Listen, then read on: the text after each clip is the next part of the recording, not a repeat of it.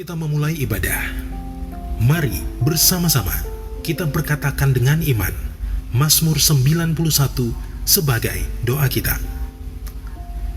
Dalam lindungan Allah, orang yang duduk dalam lindungan yang maha tinggi dan bermalam dalam naungan yang maha kuasa akan berkata kepada Tuhan, tempat perlindunganku dan kubu pertahananku, Allahku yang kupercayai.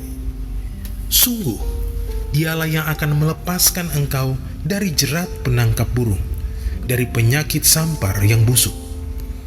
Dengan kepaknya ia akan menudungi engkau. Di bawah sayapnya engkau akan berlindung. Kesetiaannya ialah perisai dan pagar tembok. Engkau tak usah takut terhadap kedahsyatan malam, terhadap panah yang terbang di waktu siang, terhadap penyakit sampar yang berjalan di dalam gelap, terhadap penyakit menular yang mengamuk di waktu petang. Walau 1000 orang rebah di sisimu dan 10.000 di sebelah kananmu, tetapi itu tidak akan menimpamu. Engkau hanya menontonnya dengan matamu sendiri dan melihat pembalasan terhadap orang-orang fasik. Sebab Tuhan ialah tempat perlindunganmu, yang maha tinggi telah kau buat tempat perteduhanmu. Malapetaka tidak akan menimpa kamu, dan tulah tidak akan mendekat kepada kemahmu. Sebab malaikat-malaikatnya akan diperintahkannya kepadamu untuk menjaga engkau di segala jalanmu. Mereka akan menatang engkau di atas tangannya, supaya kakimu jangan terantuk kepada batu. Singa dan ular tedung akan kau langkahi. Engkau akan menginjak anak singa dan ular naga. Sungguh, hatinya melekat kepadaku, maka aku akan meluputkannya. Aku akan membentenginya, sebab ia mengenal namaku. Bila ia berseru kepadaku, aku akan menjawab. Aku akan menyertai dia dalam kesesakan. Aku akan meluputkannya dan memuliakannya. Dengan panjang umur akan kukenyangkan dia, dan akan kuperlihatkan kepadanya keselamatan daripadaku. Shalom Bapak Ibu Saudara yang dikasihi Tuhan. Haleluya, kita boleh sama-sama kembali bertemu dalam ibadah minggu ini, amin. Maka hari ini saya mengajak Bapak Ibu Saudara untuk sama-sama bersuka cita akan kasih setia Tuhan, akan penyertaan Tuhan dalam setiap kehidupan kita, amin. Mari sama-sama tepuk tangan Bapak Ibu Saudara.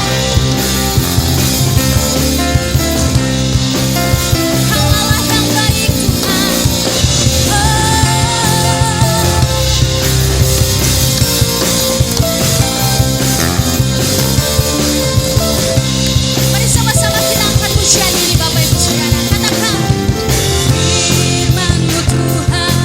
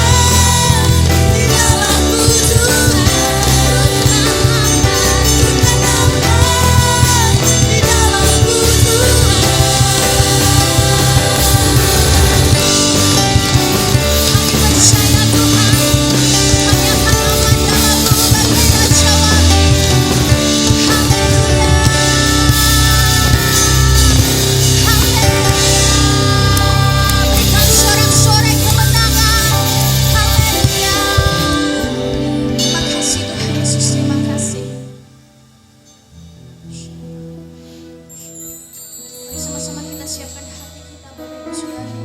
Kita buka hati kita sama-sama. Engkau yang layak dipuji dan disembah Tuhan di tempat ini. Jesus' name above all name. You are worthy of our praise, and my heart will sing how great is our God. Panggil namanya Yesus, Jesus. Jesus' name above all names. You are worthy of our praise, and my heart will sing how great is our God. Mari sama-sama angkat tangan kita, nyatakan Tuhan. Jesus' name above all names. You are worthy. You are worthy of our praise, and my heart will sing how great is our God. Mari lebih lagi katakan, Jesus' name above all names. You are worthy of our praise, and my heart will sing how great is our God. Sing how great is our God. How great is our God. Sing with me, how great is our God. Oh, see how great is our God. How great is our God.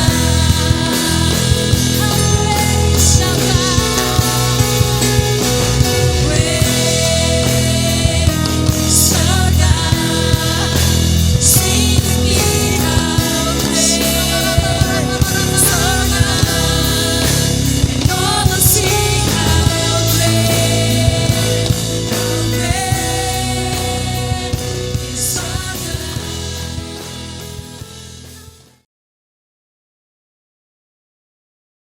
Selamat hari Minggu. Saya percaya semua masih mengalami sukacita Roh Kudus. Edisi Voice of Pentecost kali ini akan membahas hidup yang dimotivasi oleh Roh Kudus. Dengan adanya pandemi COVID-19, kehidupan di negara kita dan di seluruh dunia berubah sepenuhnya. Sekarang gereja tidak bisa lagi secara maksimal menemani jemaat dalam pergumulannya secara fisik, sebab semuanya dibatasi oleh penggunaan teknologi untuk berkomunikasi. Di mana dulu kita bisa dengan bebas beribadah di gedung gereja, konseling tatap muka, berdoa bersama dalam rumah doa. Sekarang semuanya harus dilakukan secara online. Mungkinkah Tuhan mengizinkan semua hal ini terjadi? Tuhan mengizinkan hal ini untuk terjadi supaya setiap orang mulai memperhatikan kondisi dan pertumbuhan rohani masing-masing. Salah satunya adalah supaya kita bisa menggunakan waktu ini untuk membangun hubungan yang lebih intim dengan Tuhan. Sangat penting bagi kita untuk bisa membedakan arti pengertian dan pengalaman. Memasuki masa yang baru ini, kita harus mengalami Tuhan secara pribadi. Mungkin dulu pengenalan kita akan Tuhan hanya sebatas apa yang dikatakan oleh pembicara atau apa yang diajarkan oleh guru kom saat kelas. Tetapi sekarang, kita harus berusaha untuk mengalami dan mengerti peran Roh Kudus dalam kehidupan kita secara pribadi. Roh Kudus memiliki berbagai macam peran dalam kehidupan pribadi seseorang. Yang pertama adalah sebagai penolong. Roh Kudus sebagai penolong yang diutus Tuhan kepada kita.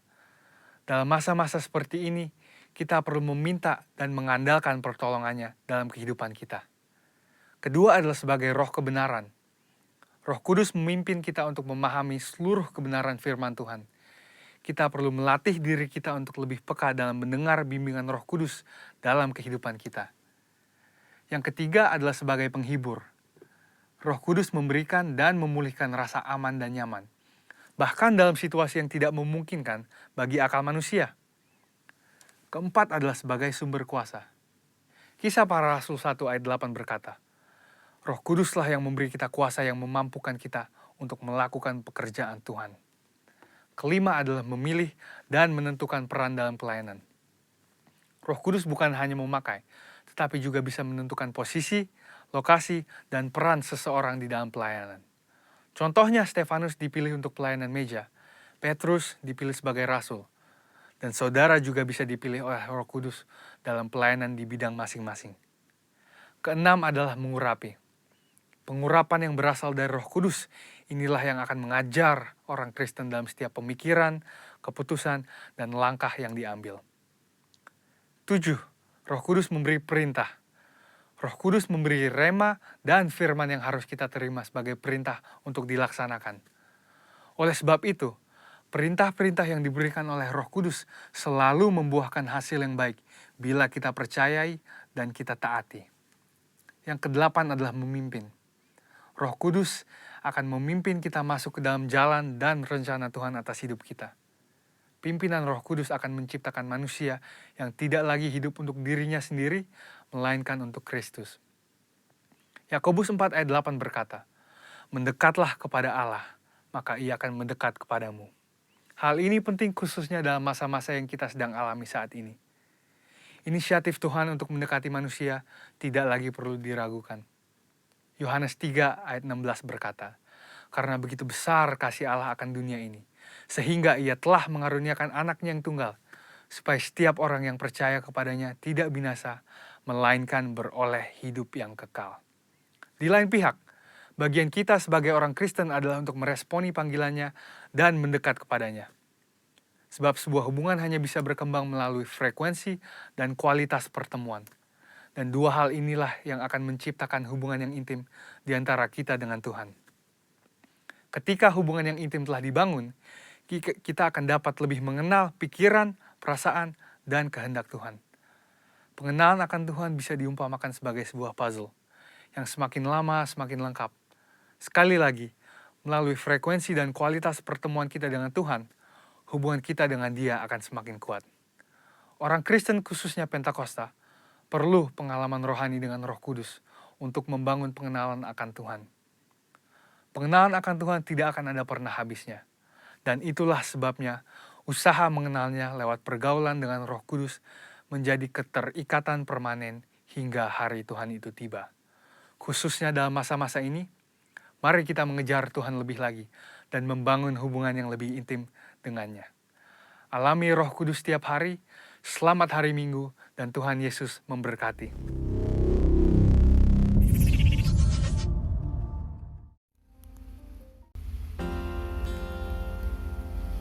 Sebelum lebih lagi kita masuk dalam pujian, penyembahan, dan firman Tuhan, mari bersama-sama kita deklarasikan Pentakosta ketiga. Pentakosta ketiga adalah pencurahan Roh Kudus yang dahsyat di zaman now, melebihi yang terjadi di Azusa Street. Pentakosta ketiga akan mengakibatkan penuaian jiwa yang terbesar dan terakhir sebelum Tuhan Yesus datang kembali.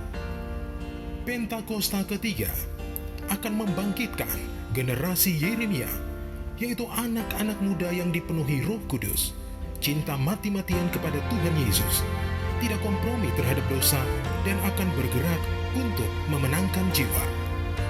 Pentakosta ketiga lahir di Indonesia yang bergerak ke bangsa-bangsa. Gerakan ini dari timur ke barat dan akan kembali ke Yerusalem. Pentakosta ketiga akan memberikan kuasa untuk menyelesaikan amanat agung, dan setelah itu Tuhan Yesus datang kembali. Kami tahu Tuhan bahwa hari-hari ini hari-hari yang penuh dengan ketidakjelasan Tuhan, hari-hari yang penuh dengan uncertainty Tuhan, tapi kami mau katakan kami percaya dan kami pegang janji-Mu Tuhan Yesus. Janji-Mu iya dan amin Tuhan, dan kami mau serahkan kontrol, kami mau serahkan kendalinya Tuhan untuk Engkau. Kasih Tuhan Yesus.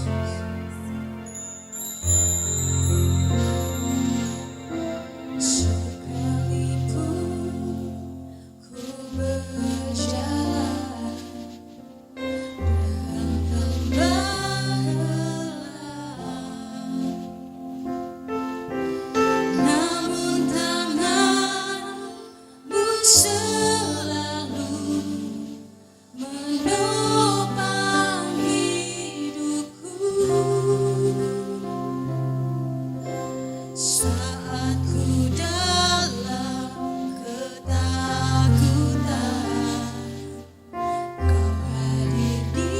sisiku.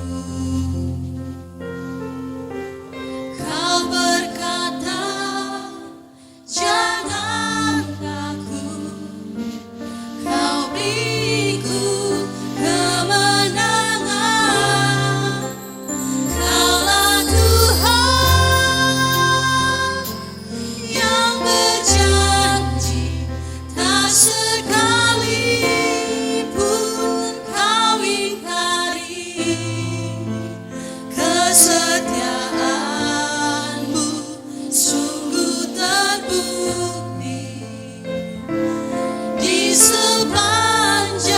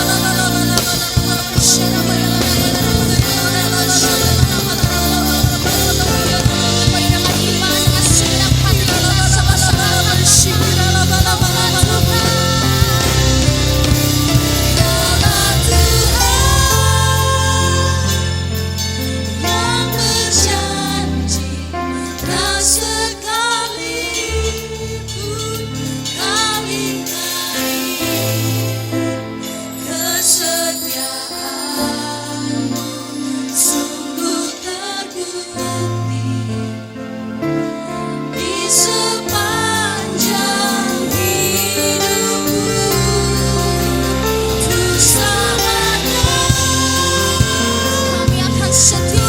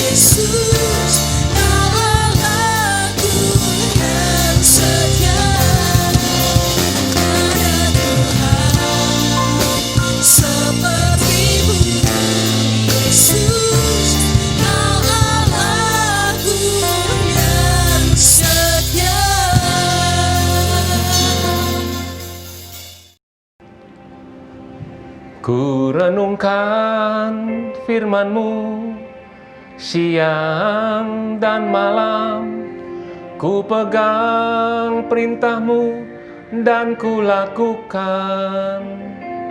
Engkau tahu ya Tuhan, tujuan hidupku hanyalah untuk menyenangkan hati-Mu, menyenangkan hati-Mu, menyenangkan hati-Mu. Mari saudara kita sembah Tuhan. Haleluya, haleluya. Hikara lama so nayara moto shande inana ramasi iara lama so kanayara mo shandi niara maso ikanara lama yaramo. Haleluya, iara lama si niara lama shando Ikanaraba sendere moyaralamo. Haleluya, iaralama sendere moyaramo. Ikaralama se hinanaralama yaramo. Haleluya. Kami bersyukur ya Tuhan untuk hari ini. Terima kasih banyak Bapa. Urapi hamba-Mu, urapi juga anak-anak-Mu yang di rumah-rumah ya Tuhan. Tuhan, ibadah online inilah milik-Mu. Roh Kudus bekerja sebebas-bebasnya di tempat ini. Jamah setiap kami semua Tuhan. Pimpin kata demi kata biar hanya isi hati Tuhan yang hamba-Mu sampaikan. Terima kasih Tuhan, segala pujian, hormat, kemuliaan hanya untuk-Mu Tuhan Yesus. Dalam nama Tuhan Yesus kami telah berdoa dan mengucap syukur. Haleluya, amin. Shalom, saudara kasih Tuhan. Saya percaya kita semua dalam kondisi yang baik dan Tuhan selalu menyertai saudara dan saya. Saya ingin bacakan firman Tuhan dari kitab Yeremia pasal 29 ayat yang ke-11. Sebab aku ini mengetahui rancangan-rancangan apa yang ada padaku mengenai kamu, mengenai setiap saudara dan saya.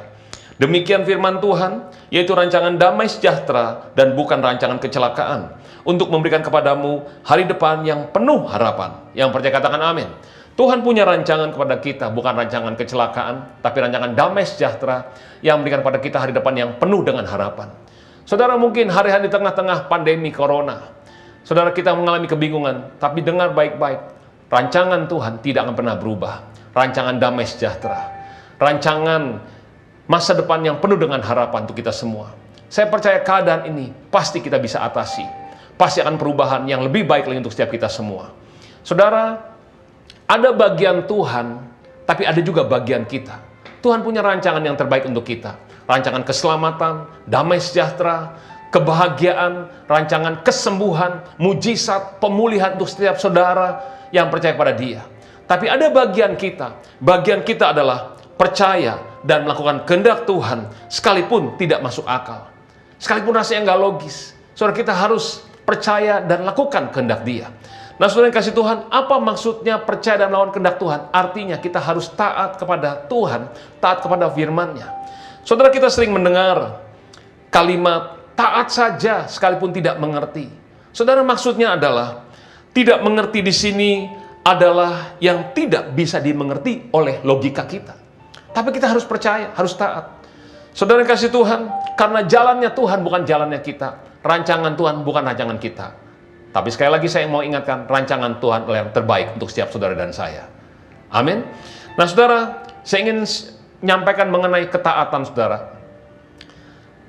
Ketaatan, kita semua pasti ingin jadi anak-anak Tuhan yang taat. Saudara, pertanyaan yang pertama adalah, siapa yang harus mengambil keputusan untuk taat? Kadang-kadang kita menghadapi kondisi, kita sungkan, kita mengalami tekanan, mengalami resiko, dan kita harus memutuskan untuk tetap taat mentaati firman Tuhan. Saudara dan saya yang harus memutuskan itu untuk taat. Kisah Rasul 5 ayat 29, tetapi Petrus dan rasul-rasul itu menjawab katanya, kita harus lebih taat kepada Allah daripada kepada manusia. Manusia di sini bukan hanya sesama kita, tapi manusia di sini bicara soal diri kita. Saudara, kita harus lebih taat kepada firman Tuhan dibandingin kita mentaati keinginan kita, hati kita, kemauan kita, perasaan kita. Yang setuju katakan amin. Saudara, Yosua 1 ayat 7 dan 8 dikatakan, hanya kuatkan dan teguhkanlah hatimu dengan sungguh-sungguh, bertindaklah hati-hati sesuai dengan seluruh hukum yang telah diperintahkan kepadamu oleh hambaku Musa. Janganlah menyimpang ke kanan atau ke kiri, supaya engkau beruntung kemanapun engkau pergi. Janganlah engkau lupa memperkatakan kitab Taurat ini, tetapi renungkanlah itu siang dan malam, supaya engkau bertindak hati-hati sesuai dengan segala yang tertulis dalamnya. Sebab dengan demikian perjalananmu akan berhasil dan engkau akan beruntung. Di sini dikatakan, supaya engkau bertindak hati-hati sesuai dengan segala yang tertulis di dalamnya. Arti kita mentaati firman Tuhan. Dan apa akibatnya? Akibatnya dikatakan perjalanan hidupmu akan berhasil dan engkau akan beruntung. Berhasil yang pertama adalah kita pasti berhasil mengatasi setiap masalah, persoalan, pencobaan yang kita hadapi di muka bumi ini. Tapi berhasil yang kedua, apa sih yang kau kerjakan akan berhasil dan beruntung. Kenapa? Karena Tuhan menyertai saudara dan saya. Saudara, ketaatan yang pertama bicara soal mengasihi Tuhan. Kenapa kita taat? Karena kita mengasihi Tuhan Yesus. Ciri orang yang mengasihi Tuhan adalah taat kepada firman Tuhan. Yohanes 14 ayat 15 sampai 17. Dikatakan, jikalau kamu mengasihi aku, kamu akan menuruti segala perintahku. Tuhan Yesus yang ngomong, kalau kamu mengasihi aku, kata Tuhan, kamu akan menuruti segala perintahku, taat kepada perintah Tuhan. Saudara, kita mentaati firman Tuhan karena satu alasannya, kita mengasihi Tuhan Yesus. Bagaimana kita bisa mentaati firman Tuhan? Gak ada cara lain. Saudara dan saya harus baca Alkitab dan lakukan firman Tuhan. Saudara, ayat ini berbicara kepada saya 20 tahun lebih, saudara. Saudara, waktu saya lahir baru, saya bilang gini sama Tuhan, Tuhan, Engkau tahu masa lalu saya, Engkau tahu dosa-dosa yang saya lakukan. Tuhan, tapi sekarang Tuhan sudah menyelamatkan saya, Tuhan mengasihi saya. Tuhan, bagaimana supaya Engkau tahu kalau saya mengasihi Tuhan? Saudara, saya ingin Tuhan tahu kalau saya sungguh-sungguh dengan Tuhan. Saya mencintai Tuhan. Lalu ayat ini muncul. Dikatakan, jikalau kamu mengasihi aku, kata Tuhan Yesus, kamu akan menuruti segala perintahku. Saudara, sejak hari itu, saudara, sampai hari ini, saya baca Alkitab setiap hari, 10 pasal. Saudara, 10 pasal itu nggak lama. cuma 1 jam. Saudara, dalam waktu 4 bulan, 1 Alkitab selesai. 1 tahun, 3 kali kita menyelesaikan Alkitab kita. Saudara, ini bukan soal banyak-banyakan baca Alkitab, tapi bicara soal kita ingin mentaati firman Tuhan karena kita mengasihi Tuhan Yesus. Tidak ada orang Kristen bertumbuh tanpa baca Alkitab. Setiap kita harus bertumbuh secara pribadi. Apalagi sekarang kita ibadah di rumah masing-masing. Saudara harus bertumbuh secara rohani. Engkau harus baca Alkitab setiap hari dan lakukan firman Tuhan. Apa dampaknya, saudara? Ayat 16 dikatakan, Aku akan minta kepada Bapa, dan Ia akan memberikan kepadamu seorang penolong yang lain, supaya Ia menyertai kamu selama-lamanya, yaitu Roh kebenaran. Dunia tidak dapat menerima Dia, sebab dunia tidak melihat Dia dan tidak mengenal Dia. Tetapi kamu mengenal Dia, sebab Ia menyertai kamu dan akan diam di dalam kamu. Saudara, dampaknya apa? Tuhan minta supaya Roh Kudus menyertai kita, yaitu Roh kebenaran. Roh Kudus akan menyertai kita selama-lamanya dan diam dalam kita. Tidak heran, hidupmu akan berhasil, hidupmu akan beruntung, karena Tuhan menyertai kita. Yang percaya, katakan amin. Saudara, apa dampak yang kedua kalau kita mengasihi Tuhan?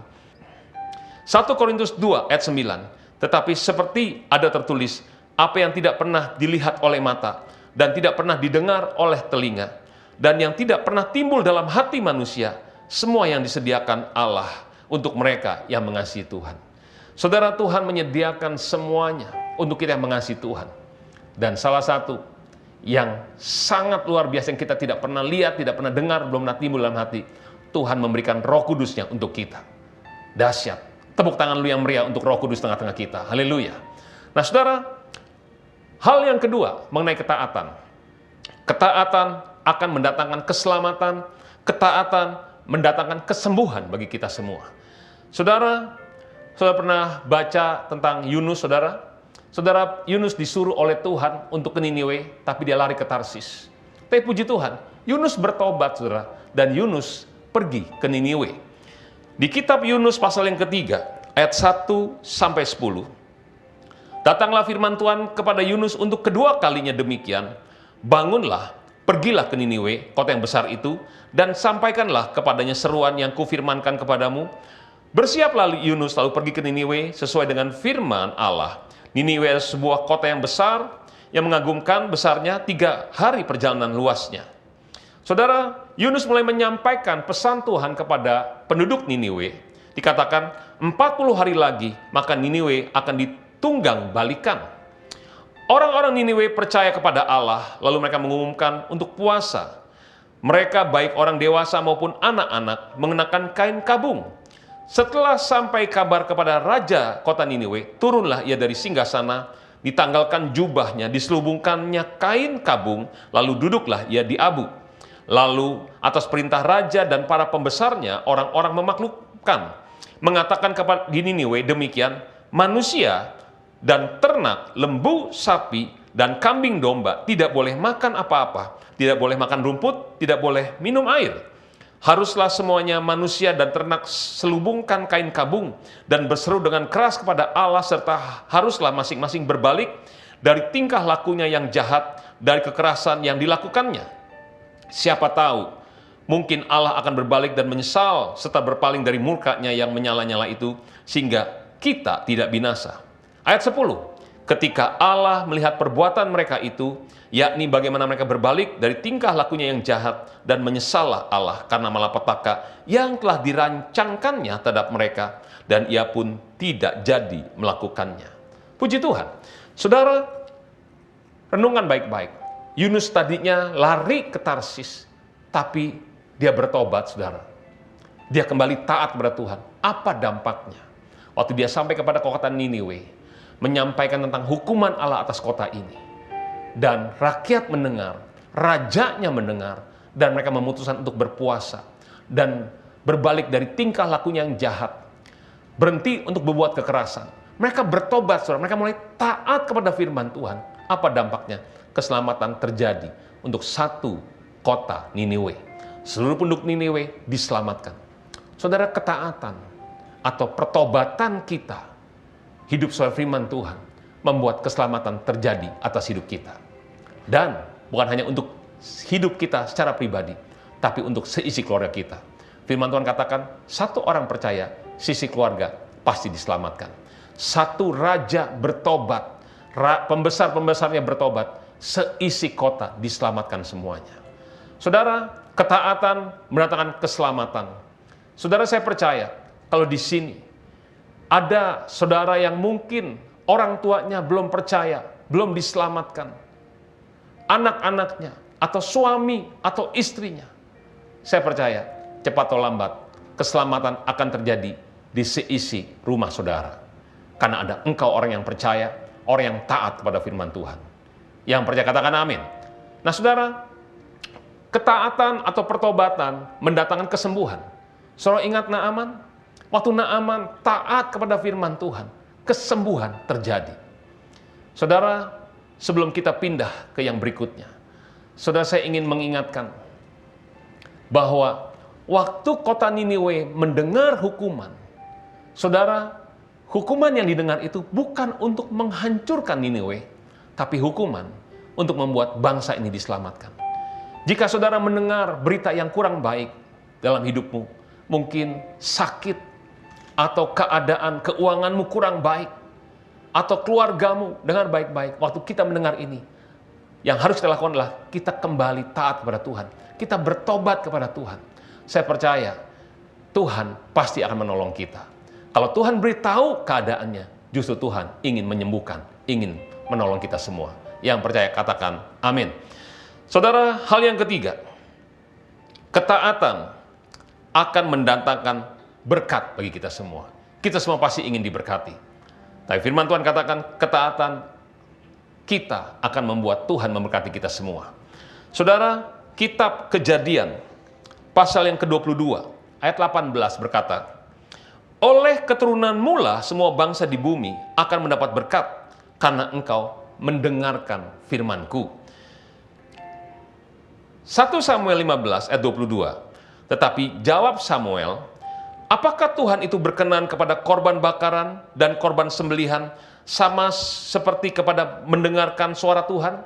Sesungguhnya mendengarkan lebih baik daripada korban sembelihan, memperhatikan lebih baik daripada lemak domba-domba jantan. Saudara, mendengarkan firman Tuhan bicara soal mentaati perintah Tuhan. Saudara, saya ingat kalau ini mengenai Abraham. Saudara, suatu hari Abraham didatangi oleh Tuhan dan Tuhan berkata, Abraham, persembahkanlah anakmu yang tunggal, yakni Ishak, sebagai korban bakaran di salah satu gunung di tanah Moria. Saudara tahu, Abraham menantikan anak Ishak ini cukup lama. 20 tahun lebih Abraham menantikan Ishak.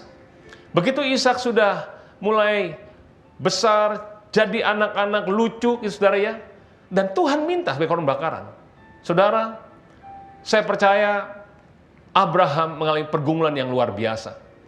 Tapi apa yang terjadi, saudara? Setelah Tuhan berbicara pada Abraham, keesokan harinya Abraham membawa Ishak dan 2 bujangnya untuk pergi ke Gunung Moria untuk mempersembahkan sebagai korban bakaran. Abraham tidak tunggu 2 tahun yang akan datang, tapi keesokan harinya Abraham segera mentaati firman Tuhan. Saudara, 3 hari perjalanan lalu Abraham berkata kepada 2 bujangnya, dikatakan, kalian tunggu di sini, sebab aku dan anak ini mau sembahyang, nanti kami akan kembali. Abraham membawa kayu dan ditaruh di pundak Ishak, dan juga membawa api dan pisau, saudara. Di perjalanan, tiba-tiba Ishak berkata kepada Abraham, dia bilang, Bapak. Lalu Abraham menyaut, ya anakku. Dia bilang, Pak, kayu bakarnya, pisau, dan api kita sudah punya. Tapi di mana korbannya, Pak? Saudara, kalau saya percaya kalau kita jadi Abraham, hancur hati kita waktu Ishak menanyakan itu kepada kita. Saya percaya Abraham menahan semua emosinya untuk tidak menangis. Dan dia berkata, nanti Tuhan yang akan menyediakan untuk korban bakaran baginya. Terus mereka meneruskan perjalanan. Sampai di tempat yang dituju, Abraham mulai membangun mezbah. Lalu setelah itu, Abraham mulai mengikat Ishak. Saudara, memang di Alkitab tidak ditulis secara detail kronologisnya, tapi saya mulai membayangkan. Waktu Abraham mengikat Ishak, Saya percaya Ishak bukan anak yang nakal, yang memberontak, yang melawan. Dia mungkin cuma diam saja. Tapi kan Ishak mulai berpikir, loh kenapa saya yang diikat? Saudara, saya mulai merenungkan, membayangkan. Mungkin Ishak mulai nanya kepada papahnya. Dia bilang, "Pak, kok aku yang diikat, Pak? Katanya papa sayang sama saya. Kenapa aku, Pak, yang harus dikorbankan? Pak, aku kan bukan domba, Pak. Katanya Tuhan yang akan menyediakan sendiri." Saudara, saya percaya Abraham tidak pernah bisa menjawab pertanyaan-pertanyaan Ishak itu. Mungkin sembari menangis, dia tetap lakukan. Untuk apa, saudara? Untuk mentaati Tuhan yang dia sembah. Saudara, lalu Ishak diangkat, digendong, ditaruh di atas mezbah. Mungkin Ishak masih terus mengingatkan, "Pak, ini Ishak, Pak. Ini anak papa." Saya percaya Abraham tetap nggak bisa apa-apa. Dia tetap ambil pisau untuk menyembelih Ishak. Di saat-saat seperti itu, tiba-tiba Tuhan berbicara kepada Abraham. Dia memanggil, "Abraham, Abraham." Lalu Abraham menjawab, "Ya Tuhan." Lalu Tuhan berkata, "Cukup, jangan kau apa-apakan anak itu. Karena aku tahu engkau takut akan daku. Engkau tidak segan-segan untuk mengorbankan anak tunggalmu." Wah, saudara, saya percaya Abraham langsung buka ikatan Ishak. Saya percaya mereka pasti berpelukan, menangis, sukacita, bahagia. Dan mereka melihat ada domba yang tersangkut di sana. Dan domba ini diambil untuk menggantikan Ishak, saudara. Saudara dengar baik-baik. Dari peristiwa ini kita belajar satu hal. Ishak belajar bagaimana papahnya Abraham menyembah Tuhan. Saudara, ketaatan bicara soal korban. Ketaatan bicara soal penyembahan. Saudara, Ishak belajar bagaimana melihat papahnya itu taat kepada Tuhan, mengasihi Tuhan, dan tidak segan-segan mengorbankan anaknya Ishak untuk Tuhan yang dia sembah, Tuhan yang dia cintai. Saudara kasih Tuhan, untuk setiap kita semua para orang tua, para papa, mama, opa, oma, izinkan generasi kita, anak-anak kita, cucu-cucu kita, generasi muda kita, melihat bagaimana saudara dan saya menyembah Tuhan Yesus. Izinkan mereka melihat bagaimana kita taat kepada Tuhan. Saya percaya generasi muda berikutnya akan menjadi generasi yang perkasa di muka bumi ini.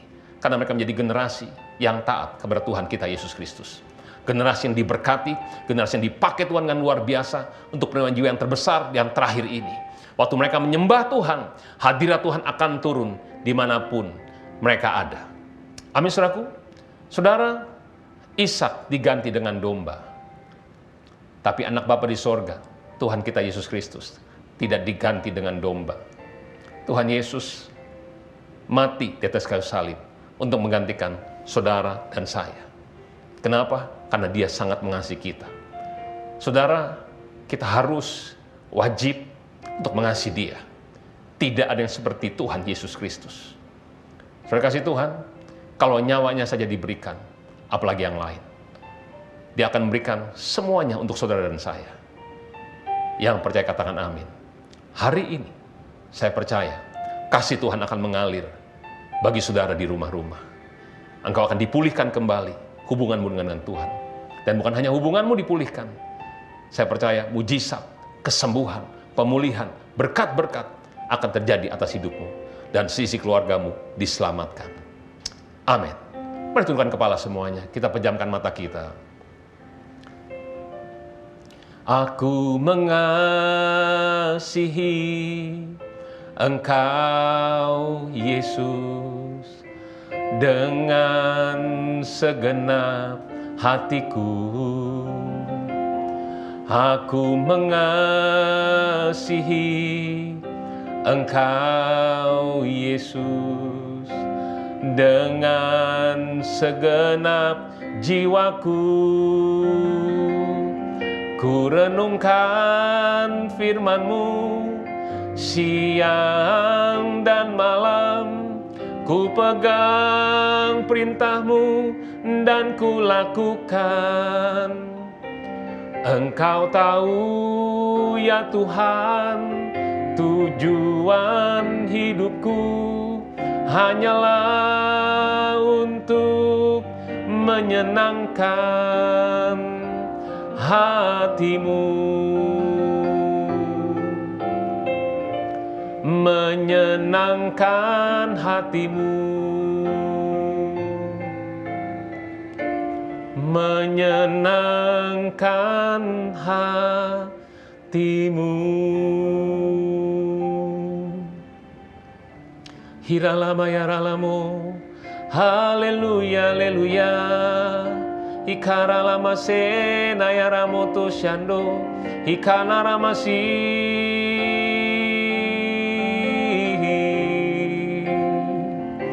Haleluya, haleluya. Ya ramasona ya ramoto shande. Haleluya. Saudara, saya tidak tahu keadaan saudara hari ini. Tapi yang saya tahu, saya yakin, saya percaya, Tuhan Yesus sangat mengasihi saudara semua di tempat ini. Dia mengasihi engkau dimanapun kau berada di rumah-rumah. Berapa banyak hari ini kau berkata, Tuhan, aku ingin kembali lagi dekat dengan Tuhan. Pulihkan aku kembali pada kasihku yang mula-mula kepadamu. Yang mau seperti itu, mari taruh tanganmu di dadamu saat ini. Dan mari berdoa. Panggil Yesus, katakan, Tuhan, pulihkan aku Tuhan. Jamah aku sekarang Tuhan. Mungkin kau sedang kecewa, engkau tawar hati karena keadaan yang kau hadapi. Persoalan yang kau sedang hadapi. Mari saat ini, mohon ampun. Katakan, Tuhan, pulihkan aku kembali Tuhan. Aku yang seperti dulu lagi Tuhan. Dekat dengan Tuhan. Intim dengan-Mu ya Tuhan. Mudah merasakan hadirat-Mu ya Tuhan. Tuhan, jamah aku sekarang. Mari katakan pada Tuhan. Tuhan Yesus, dengar Tuhan jeritan anak-anak-Mu. Seruan anak-anak-Mu ya Tuhan. Dengar mereka ya Tuhan. Jamah Tuhan. Bawa kembali Tuhan. Kami semua dekat kepadamu Bapa. Kami pasti akan dekat lagi dengan Tuhan. Sayangi kami terus ya Tuhan. Sayangi kami terus ya Tuhan. Tuhan, peluk setiap anak-anak-Mu saat ini. Peluk Tuhan. Peluk mereka sekarang di rumah-rumah Bapa. Aku berdoa biar kasih-Mu, hadirat-Mu Tuhan memenuhi rumah-rumah Tuhan. Memenuhi setiap anak-anak-Mu saat ini. Terima saat ini dalam nama Yesus. Terima kasih Tuhan sedang mengalir saat ini. Terima dalam nama Yesus. Terima kasih. Saudara yang butuh mujizat, kesembuhan, pemulihan, berkat-berkat Tuhan, mari berdoa saat ini. Mari minta. Bapa, jamah setiap anak-anak-Mu. Sembuhkan yang sakit secara fisik dalam nama Yesus. Pulihkan Tuhan keuangan mereka. Berikan jalan keluar untuk setiap masalah ya Tuhan. Pulihkan keluarga-keluarga ya Tuhan. Hubungan suami istri, orang tua dan anak, Tuhan pulihkan semuanya Tuhan. Berikan keharmonisan. Tuhan, sembuhkan setiap jiwa ya Tuhan. Yang ketakutan, yang bingung Tuhan. Sembuh, pulih. Damai sejahtera berlimpah-limpah atas hidupmu. Terima kasih banyak Bapa. Terima kasih Yesus. Terima kasih Roh Kudus. Tuhan berkati semua anak-anak-Mu. Tutup bungkus seisi keluarga dengan darah Yesus. Biar seisi keluarga semuanya diselamatkan, dipulihkan, disembuhkan, diberkati. Terima kasih Bapa. Segala pujian, kemuliaan hanya untuk-Mu Tuhan Yesus. Dalam nama Tuhan Yesus kami telah berdoa dan mengucap syukur. Sama-sama kita katakan, amin. Selamat hari Minggu. Tuhan Yesus memberkati saudara berlimpah-limpah. Shalom.